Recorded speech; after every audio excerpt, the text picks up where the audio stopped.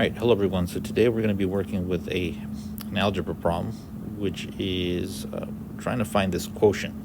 But we're going to be using synthetic division. So whenever you're dividing by polynomials, typically you would use long division to divide them. But we have this thing called synthetic division, which is a shortcut. So a couple of things about synthetic division that you need to be aware of that it only works out for.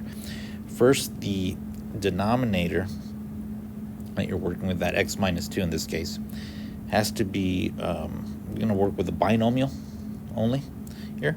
So it's two terms that you're adding. But the first term with the x is it just can only be x to the first, that's it. It's not x squared, x cubed, x to the anything. This doesn't work with anything else other than just x. The other thing is the coefficient in front of the x, that has to be 1, okay?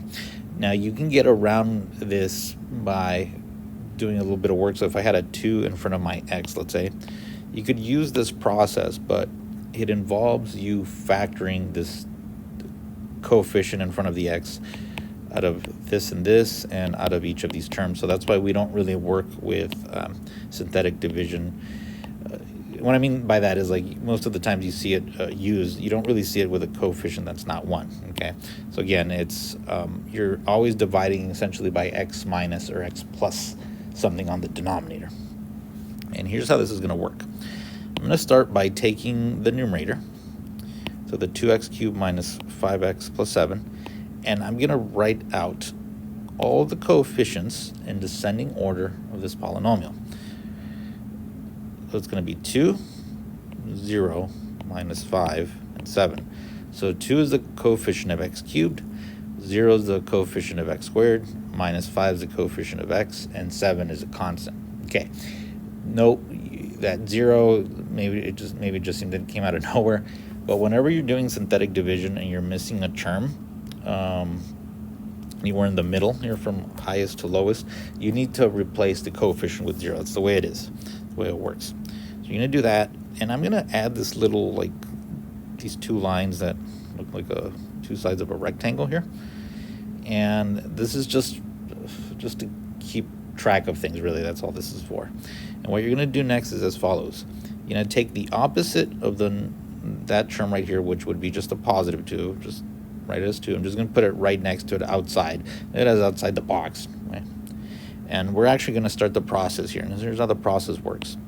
You're going to start by writing the number you have here, the leading term. You know, write it down, just 2. Just do that. Just write it like I just did, 2. Just right below it, under the line.